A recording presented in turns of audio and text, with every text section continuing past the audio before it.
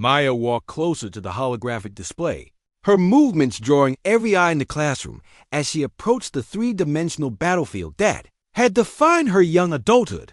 The other students watched in fascination as she pointed to specific locations in the terrain, her finger tracing paths through the rocky landscape that she obviously knew from personal experience. "You see this ridgeline here," Maya said, indicating a series of elevated positions that overlooked the main valley.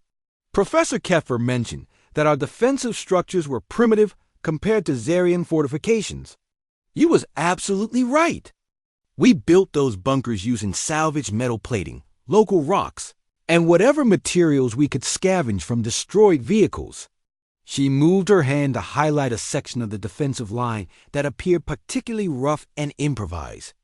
This position was constructed in less than 12 hours using parts from a crashed transport shuttle. The armor plating came from our own vehicles that had been destroyed in earlier fighting. We welded it together using portable fusion torches that were meant for emergency repairs, not military construction. The Zentari student who had questioned human engineering capabilities earlier leaned forward with obvious interest. But surely, such improvised fortifications would be ineffective against advanced Zarian weapons. Maya nodded slowly, her expression thoughtful. "You're right to question that. A standard Zarian energy cannon could punch through our improvised armor like it was paper. But we weren't trying to build impenetrable fortresses. We were trying to create positions that would last long enough for us to accomplish our mission." She manipulated the holographic controls to zoom in on one of the human defensive positions, showing the crude but functional design in greater detail. Every bunker was designed to be abandoned quickly when it became untenable. We built multiple fallback positions, escape routes, and rally points. When the Zarian forces overran one position, we fell back to the next one and continued fighting. Professor Keffer observed this explanation with growing interest, his forearms making notes on his data tablet. This suggests a fundamentally different approach to defensive warfare than most species employ. Most civilizations attempt to hold fixed positions until victory or defeat is achieved. That's because most species fight wars with overwhelming technological advantages, Maya replied. When you have superior weapons and equipment, it makes sense to build strong positions and hold them. But when you're outgunned and outnumbered, you have to think differently. She gestured toward another section of the battlefield where the footage showed human soldiers moving between positions under heavy fire. We didn't have energy shields or advanced armor, so we used mobility and adaptability instead. Our soldiers were trained to fight effectively with whatever weapons they could find, in whatever terrain they encountered, under whatever conditions they faced. The holographic display showed a moment when human forces had used explosive charges to collapse part of the mountain face, creating a landslide that temporarily blocked the Zarian advance. Maya pointed to the debris field with obvious pride.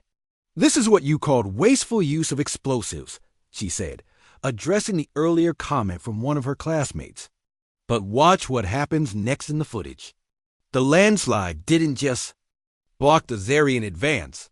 It forced them to redirect their forces through that narrow pass where we had pre-positioned our heaviest weapons. The students watched as the tactical situation unfolded, seeing how the apparent waste of explosive materials had actually been a calculated risk that paid significant dividends. The Zarian forces, forced into the narrow passage, found themselves exposed to concentrated human fire from elevated positions. Human military doctrine is based on the concept of acceptable losses, Maya continued, her voice taking on the tone of someone explaining a difficult but necessary truth. We calculate the cost of every action in terms of lives, equipment, and strategic advantage. Sometimes the right decision means sacrificing valuable resources to achieve a greater objective. A silicate student pulsed with confusion. They're crystalline, form shifting through several different colors. But how can the loss of soldiers ever be considered acceptable? Each individual represents years of training and experience. Maya's expression grew somber as she considered how to explain a concept that was fundamental to human military thinking, but alien to species that had never faced existential threats. Because sometimes the alternative is the loss of everything. During this battle, we were protecting the evacuation of 6,000 civilian colonists from the valley below. If we had failed to hold this position, those families would have been killed or enslaved by Zarian forces. She activated a different section of the holographic display, showing the evacuation routes that stretched down from the mountain pass toward the spaceport in the distance. Every hour we held this position meant another transport ship could escape with refugees aboard. Every life we lost here potentially saved dozens of civilian lives. The classroom fell silent as the students contemplated this exchange of values.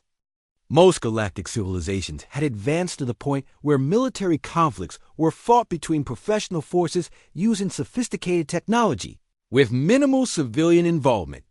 The idea of soldiers deliberately sacrificing themselves to protect non-combatants was foreign to their experience. "You mentioned that our weapons were primitive," Maya said, turning to address Professor Keffer directly. "Again, you were correct from a technological standpoint. We used kinetic projectiles because we didn't have access to energy weapons. But there were advantages to our primitive technology that the Zarian Empire failed to consider."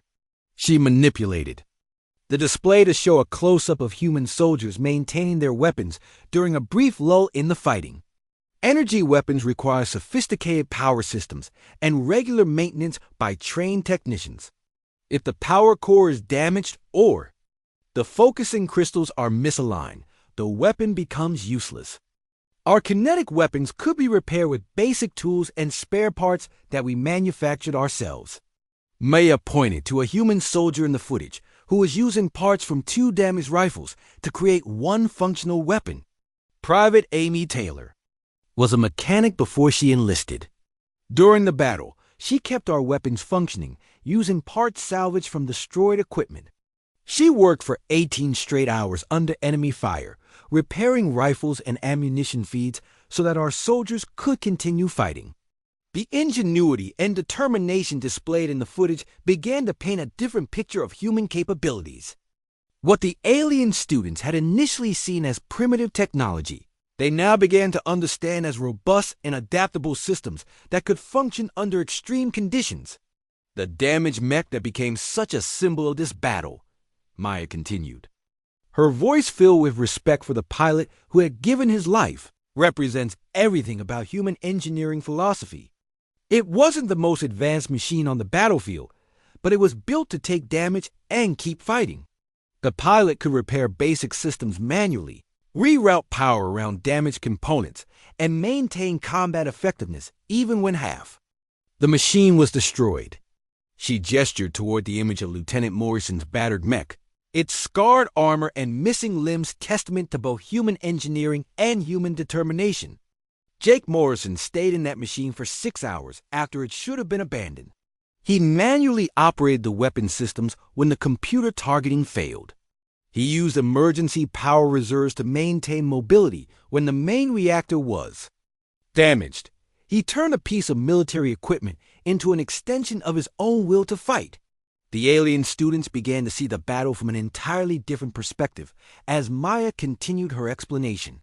Where they had initially observed primitive tactics and inefficient resource usage, they now saw adaptation and determination. The humans hadn't won because they were technologically superior or tactically brilliant, but because they had refused to accept defeat even when logic suggested it was inevitable. "This is what you don't understand about human warfare," Maya said, her voice growing stronger as she reached the core of her argument. "We don't fight because we expect to win. We fight because we believe in what we're protecting, and we trust the people fighting beside us. That belief and trust make us capable of achievements that pure logic says should be impossible." The silence that followed Maya's revelation stretched for what felt like an eternity. Students who had been casually discussing the battle moments before now stared at her with expressions ranging from disbelief to awe. The quiet human exchange student they had dismissed as unremarkable had just claimed to be a veteran of the most significant Military engagement in recent galactic history. Professor Ketfer was the first to break the silence, his voice carefully controlled as he processed this unexpected development. Miss Collins, these are extraordinary claims. The Battle of Kepler 442b took place over 15 Earth years ago. You would have been merely a child at that time. Maya felt a bitter smile cross her face as she remained standing in the third row. I was 17 when I enlisted, 18 when I received my commission, 19 when I led my first combat mission. Her voice carried the weight of those years, each number representing a stage in her transformation from a young woman with dreams of college and a normal life to a soldier who had learned to make life and death decisions.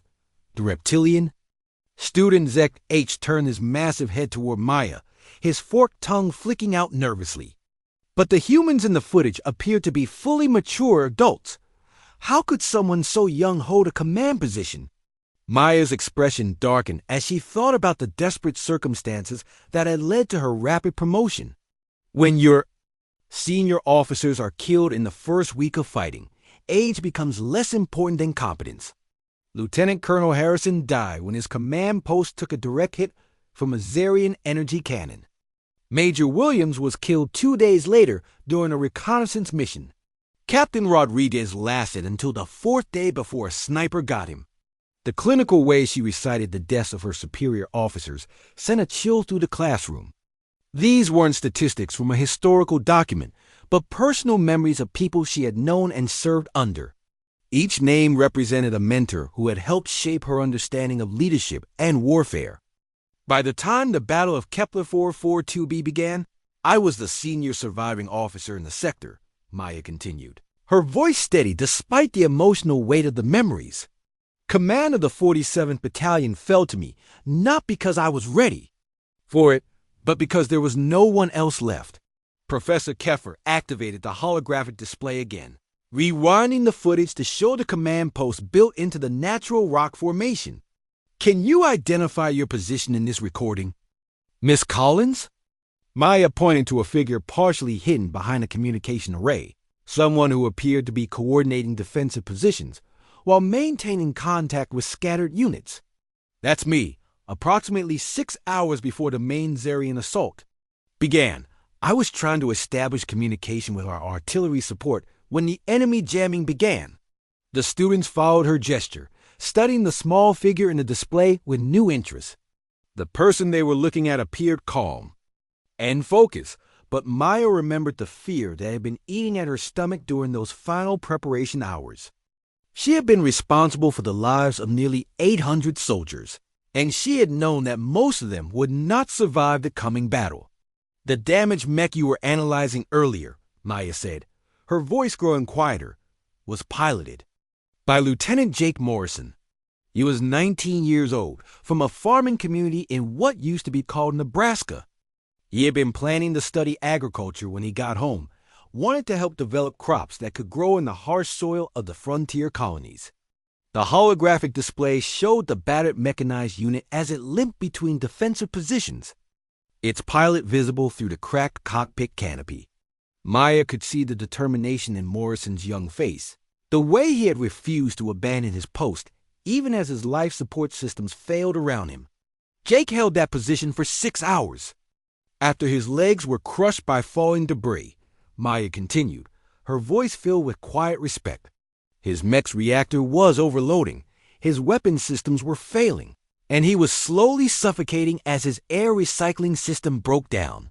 But he stayed at his post because he knew that if he left, the civilians evacuating from the valley below would be exposed to enemy fire. The classroom remained silent as Maya spoke, her words painting a picture of heroism that went far beyond what the surveillance footage could capture. The students began to understand that they had been viewing the battle through the wrong lens, seeing only the tactical movements without comprehending the human cost behind each decision. You mentioned earlier that human casualty response was inefficient, Maya said, addressing the ethereal student who had made that observation. You're right from a purely tactical standpoint. Every time we stopped to help a wounded soldier, we reduced our combat effectiveness. But you missed the point entirely. She turned to face the student directly, her eyes blazing with intensity. Sergeant Lisa Park was hit by shrapnel during a third wave of attacks. She was bleeding badly and couldn't walk, but she was still conscious and could still fire her weapon. Standard military doctrine would have said to leave her in position and continue the advance. The holographic display shifted to show a section of the battlefield where human soldiers were moving between cover positions. Maya could see the moment she was describing, though the surveillance footage couldn't capture the emotional weight of the decisions being made. Private Danny Chum broke from his assigned position to reach Park, Maya continued. He carried her to safety while under direct enemy fire, which took him out of the battle for crucial minutes. From your perspective, that was a tactical error that weakened our defensive line. Maya's voice grew stronger as she spoke, filled with the conviction of someone who had lived through these events. But what you don't understand is that Chun's actions weren't about tactical efficiency. They were about trust. Every soldier in that unit knew that if they were wounded, their comrades would risk their lives to save them. That knowledge made them fight harder, take greater risks, and refuse to give up even when the situation seemed hopeless. The silicate student who had questioned human weapon systems earlier pulsed with a different color, indicating confusion in their species. But surely rational calculation of odds would be more effective than emotional responses. Maya shook her head, a sad smile crossing her face. You're thinking like a machine, not like a human. We don't fight because we've calculated the odds and decided victory is probable. We fight because we believe in something worth fighting for, and we trust the people fighting beside us. She gestured toward the holographic display, where the image of the damaged mech still dominated the center of the classroom. Jake Morrison didn't stay at his post because he thought he could win. He stayed because he knew that 6,000 civilians were depending on him to buy them time to escape. He died not because he was tactically efficient, but because he was willing to sacrifice himself for people he had never met. The weight of Maya's words settled over the classroom like a heavy blanket. Her fellow students began to understand that they had been analyzing the battle from a fundamentally different perspective than the humans who had fought it. Where they saw inefficiency and waste, Maya saw courage and sacrifice. The footage you watch shows approximately 18 hours of combat, Maya said, her voice growing quieter as she approached the most difficult part of her story. During that time, I made decisions that resulted in the deaths of soldiers under my command. I ordered Lieutenant Davis to take his squad to repair the communication array, knowing it was almost certainly a suicide mission. I authorized Sergeant Martinez to hold the eastern flank even after she reported that her position was being overrun. Maya's hands began to tremble as she spoke, but her voice remained steady. I watched good people die because I told them to go places where death was waiting. And they went because they trusted me, because they believed that their sacrifice would save others. The classroom was completely silent now, the weight of Maya's revelation settling over her fellow students like a revelation. They were beginning to understand that the quiet human girl who had sat among them for months carried the memories of command decisions that had determined who lived and who died in one of the galaxy's most significant battles. The discussion that followed the footage was everything Maya had feared it would be.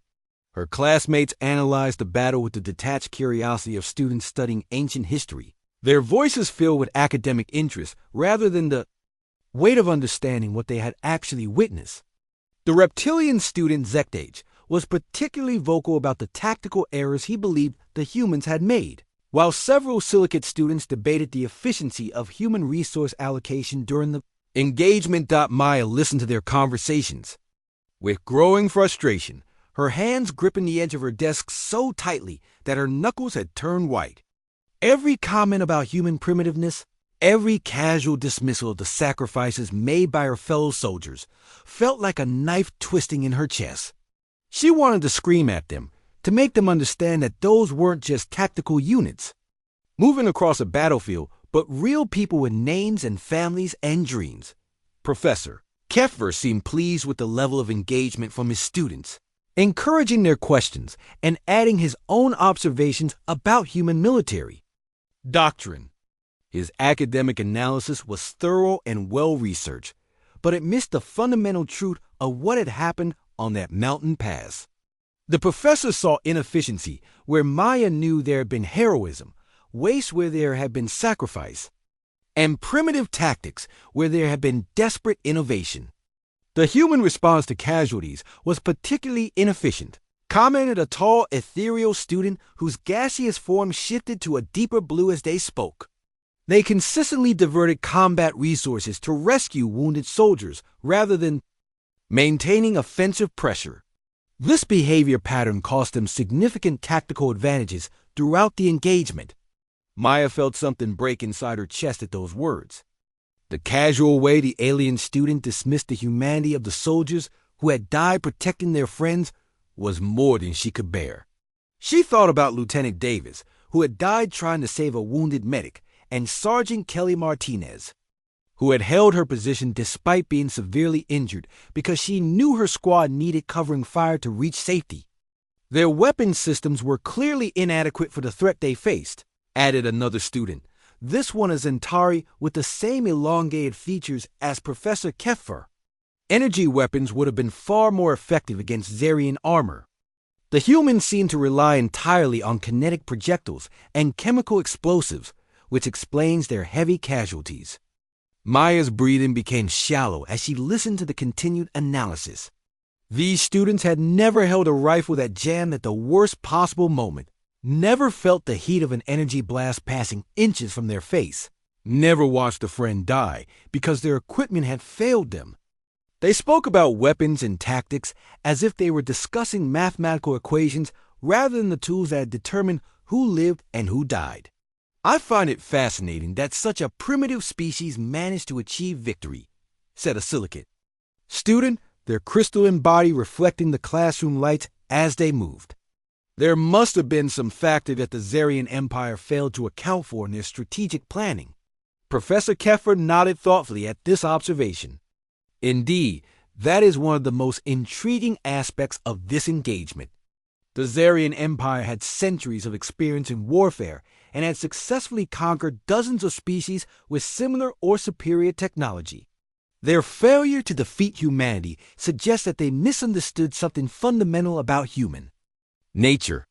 The discussion continued for several more minutes, with students offering theories about hidden human technologies, secret alliances with other species, or environmental factors that might have influenced the battle's outcome. Maya listened to each suggestion with growing anger, knowing that none of them came close to understanding the real reason for human victory. Finally, a young reptilian student raised his scaled hand and asked a question that pushed Maya past her breaking point.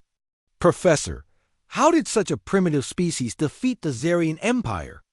Their technology was clearly inferior, their tactics were inefficient, and their casualty rates were unsustainable. What possible advantage could they have had? The professor paused to consider his response, his forearms moving in the complex gesture that indicated deep thought among his species. That is an excellent question, and one that military historians continue to debate. The most likely explanation is that humans possess some technological advantage that was not apparent in the surveillance footage, or perhaps they received assistance from a more advanced civilization. Maya felt the words rise in her throat before she could stop them. The months of sitting silently while her classmates discussed humanity as if they were laboratory specimens, the clinical analysis of her friends' deaths, the casual dismissal of human sacrifice, it all came together in a moment of pure emotional overload. We didn't win because of our technology, she said, her voice cutting through the classroom discussion like a blade. The sudden silence was deafening. Every student in the hall turned to look at Maya, their various forms of eyes focusing on the small human figure who had spoken with such unexpected authority. Professor Keffer's antenna twitched with surprise, his secondary eyes narrowing as he studied his previously quiet student. Maya stood up slowly, her legs shaking slightly, but her voice growing stronger with each word. We won because we understood something you don't. The professor's translator rendered her words into dozens of languages simultaneously, but the meaning was clear in any tongue. This was not the voice of a student offering an academic theory, but someone speaking from personal experience. The tone carried weight that made even the most dismissive students pay attention. "And what might that be, Miss Collins?" Professor Keffer asked, his voice careful and controlled. Maya's gaze moved from the professor to the frozen holographic display, where the image of the damaged human mech still dominated the center of the classroom. Her voice was steady now, filled with the quiet certainty that came from first-hand knowledge. "That sometimes you have to be willing to die for something bigger than yourself." The words hung in the air like a challenge, and Maya could feel the shift in the room's atmosphere. Her classmates were no longer looking at her with casual curiosity, but with something approaching respect, or perhaps fear. She had spoken with the authority of someone who had been there, who had lived through the events they were studying. "You speak as if you have personal knowledge of this engagement," the professor said, his voice betraying his growing interest. "But that would be impossible for someone of your age and background."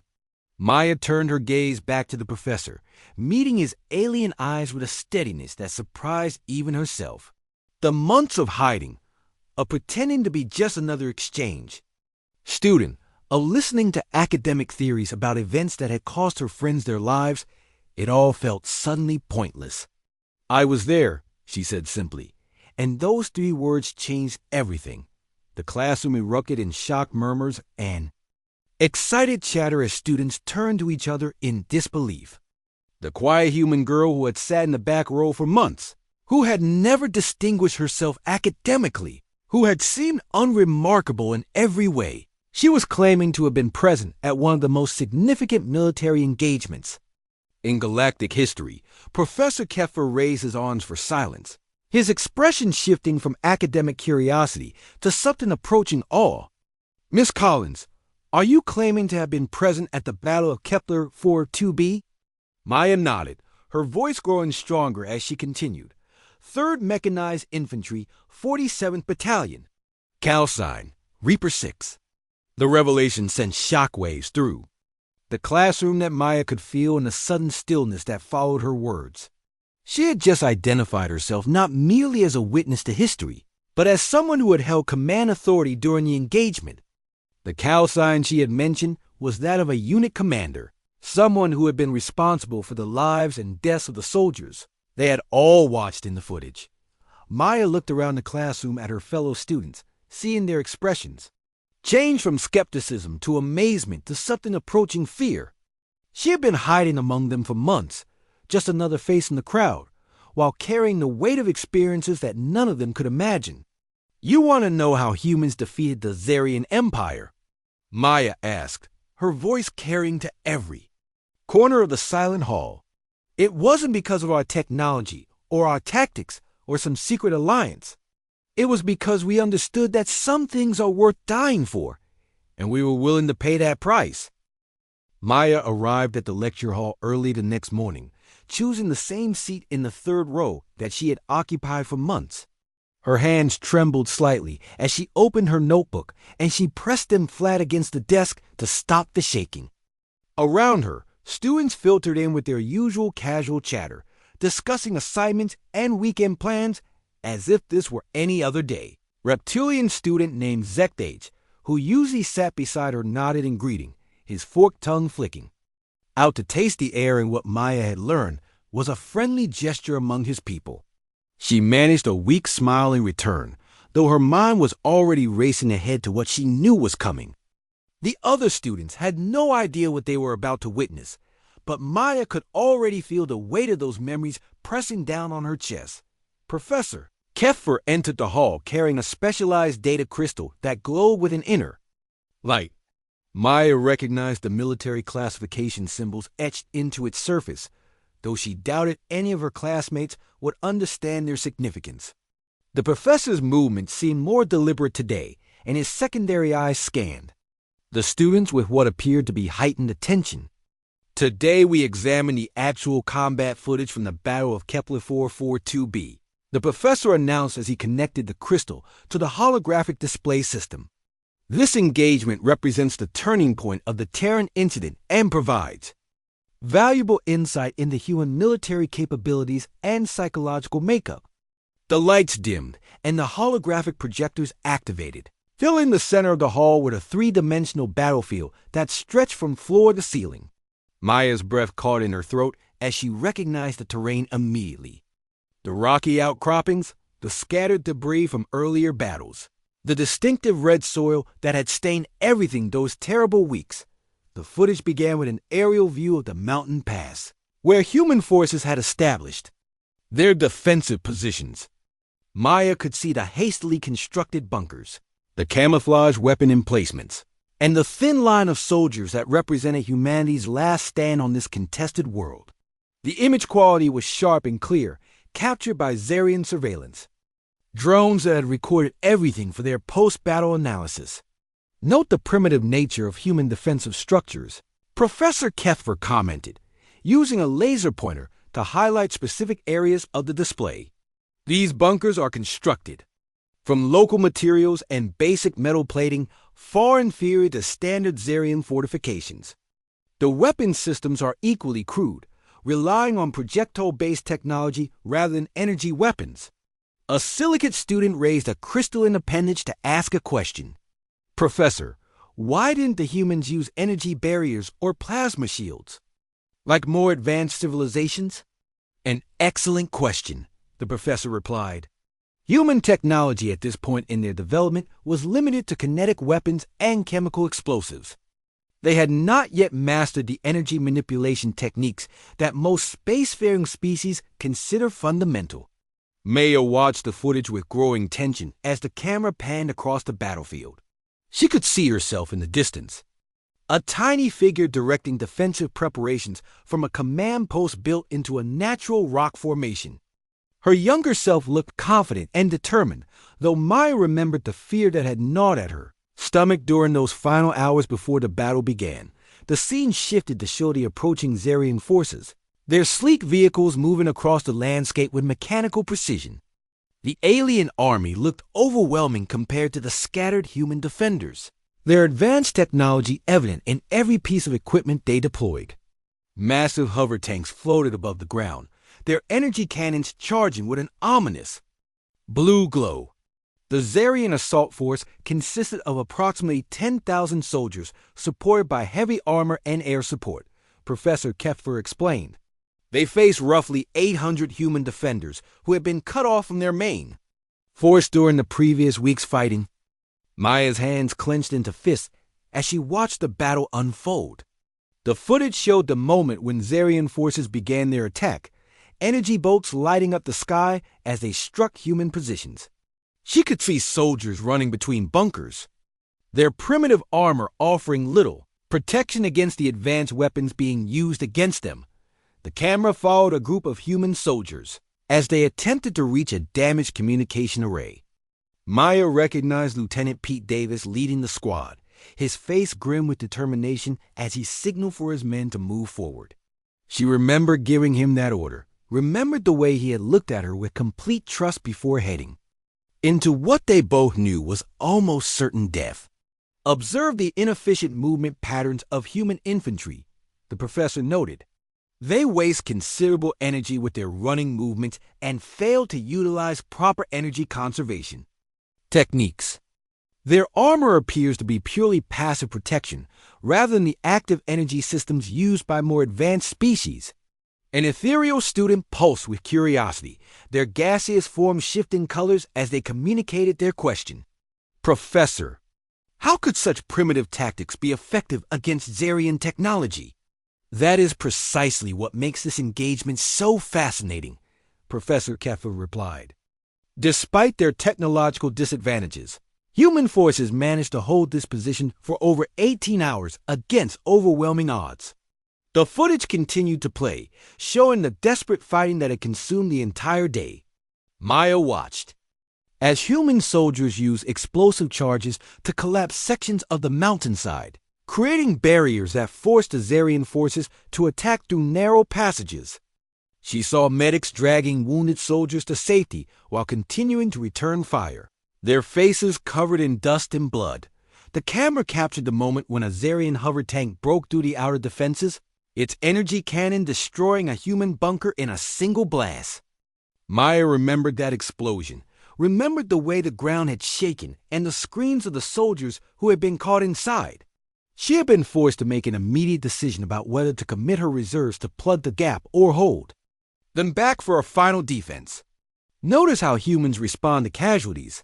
The professor commented as the footage showed soldiers immediately moving to help their wounded comrades. This behavior is highly inefficient from a tactical standpoint, as it removes additional soldiers from combat effectiveness. Most species will prioritize mission completion over individual survival. Maya felt a surge of anger at the clinical way the professor described the actions of men and women who had died to protect their friends. The inefficient behavior he dismissed so casually was what had made the difference between victory and defeat, though she knew her classmates couldn't. Understand that from watching surveillance footage, the scene shifted to show the damage. Human mech that had become a symbol of the battle. The machine limped between defensive positions, its left arm completely destroyed, and its armor scarred by energy weapon impacts. Maya could see the pilot's face through the cracked cockpit canopy, his jaw set with determination as he continued to fight despite the overwhelming damage to his vehicle. This mechanized unit represents typical human engineering, Professor Keffer explained. Heavy, inefficient, and vulnerable to modern weapons. Yet somehow it continued to function long after it should have been destroyed. The pilot maintained combat effectiveness for over 6 hours after sustaining what should have been fatal damage. Maya's vision blurred as she watched the mech take another devastating hit, its reactor core beginning to overload. She remembered the radio transmission from the pilot, his calm voice reporting his status even as his life support systems failed. He had asked her to tell his wife that he loved her, and Maya had promised to deliver that message personally. The footage showed the final moments of the battle, when human reinforcements had finally arrived to break the Zarian siege. The alien forces had retreated in disorder, their technological superiority overcome by human determination and tactical flexibility. The camera lingered on the battlefield afterward, showing the terrible cost of victory in the bodies scattered across. The rocky ground. Professor Keffer paused the display and turned to face his students. This engagement demonstrates the unpredictable nature of warfare and the importance of understanding your enemy's psychological makeup. The Zarian Empire's defeat here led to their eventual withdrawal from human space and the establishment of Earth as a recognized galactic power. Maya sat in stunned silence as her classmates began to discuss what they had witnessed. Their academic analysis of the battle felt distant and cold compared to her memories of living through those terrible hours. She had watched friends die in that footage, had seen the faces of soldiers who had trusted her with their lives. Maya Collins sat in the back corner of the massive lecture hall, her small human frame almost invisible among the towering alien forms that filled the tiered seating. The Galactic Academy on Zentari Prime was unlike anything Earth had ever produced. With its crystalline walls that shifted color based on the time of day and gravity fields that allowed students from different worlds to attend the same classes regardless of their atmospheric needs.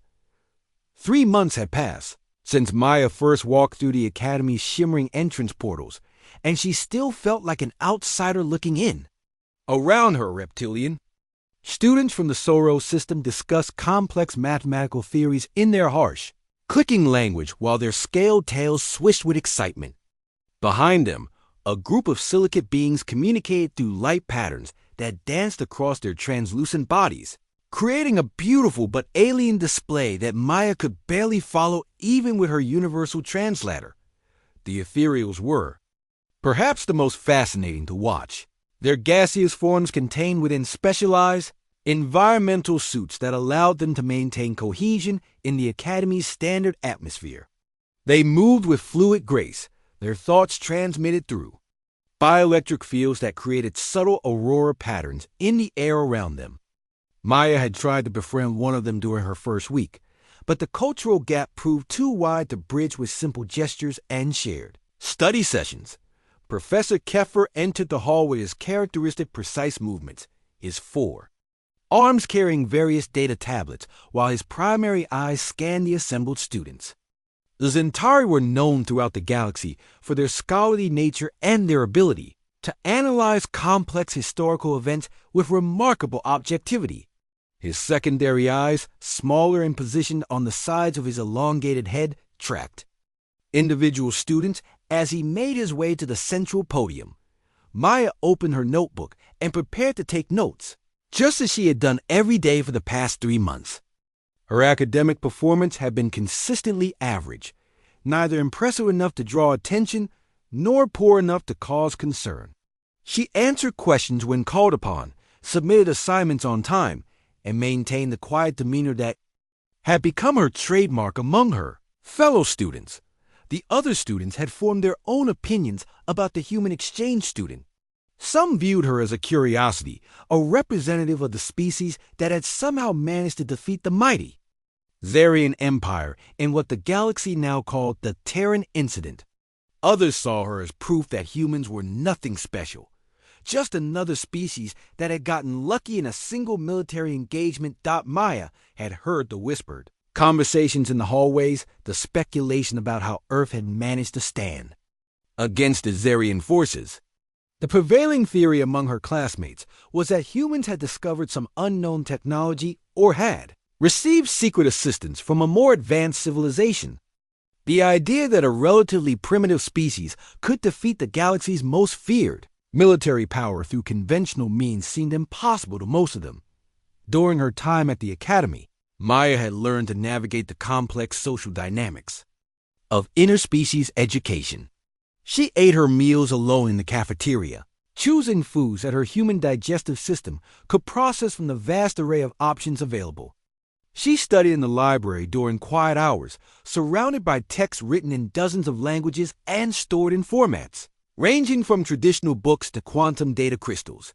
Her dormitory room was small but comfortable, with environmental controls that maintained Earth's normal atmosphere and gravity. The walls were bare, except for a single photograph of her family back on Earth, a reminder of the world she had left behind to pursue her studies.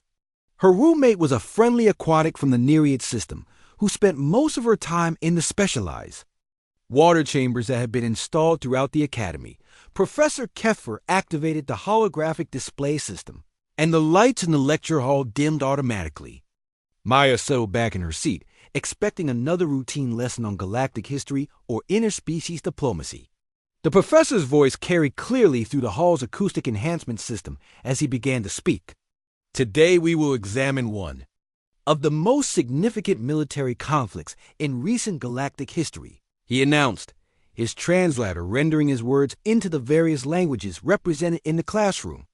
The engagement that has come to be known as the Terran Incident represents a fascinating study in asymmetric warfare and the unpredictable nature of military conflict. Maya felt a familiar tightness in her chest, but forced herself to remain calm. She had known this day would come eventually. The Academy's military history curriculum was comprehensive, and the conflict between Earth and the Zarian Empire was too significant to ignore. She had hoped it would be covered in a more general context, perhaps as part of a broader discussion about technological disparities in warfare. The Zarian Empire had dominated this sector of the galaxy for over 2 centuries, Professor Keffer continued, manipulating the holographic display to show a 3-dimensional map of local star systems. Their military technology was considered the most advanced in known space, and their strategic doctrine had proven effective against dozens of species and civilizations. The display showed the expansion of Zarian territory over time, with red indicators marking conquered worlds and absorbed civilizations. Maya recognized some of the star systems from her own military briefings, though she had never seen them presented from this academic perspective. The scope of Zarian expansion was truly staggering when viewed from a galactic standpoint. The human homeworld of Earth was discovered by Zarian scouts in what humans call the year 2387. The professor explained. Initial assessments indicated a species with primitive technology and limited military capabilities. The Zarian High Command classified Earth as a low-priority target, suitable for eventual absorption with minimal resource allocation. Several students chuckled at this assessment, and Maya could see the amusement in their expressions. The idea that any species could be underestimated by the Zarian Empire seemed absurd to them. They had studied Zarian military doctrine and understood the thoroughness of their intelligence-gathering capabilities. However, Professor Keffer continued, the Zarian Empire made a critical error in their initial assessment. They failed to account for certain unique characteristics of human psychology and military culture that would prove decisive in the conflict that followed. The holographic display shifted to show images of Earth, with its blue oceans and swirling white clouds.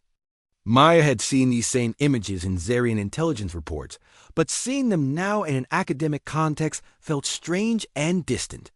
Her homeworld looked so small and fragile when viewed from the perspective of galactic politics.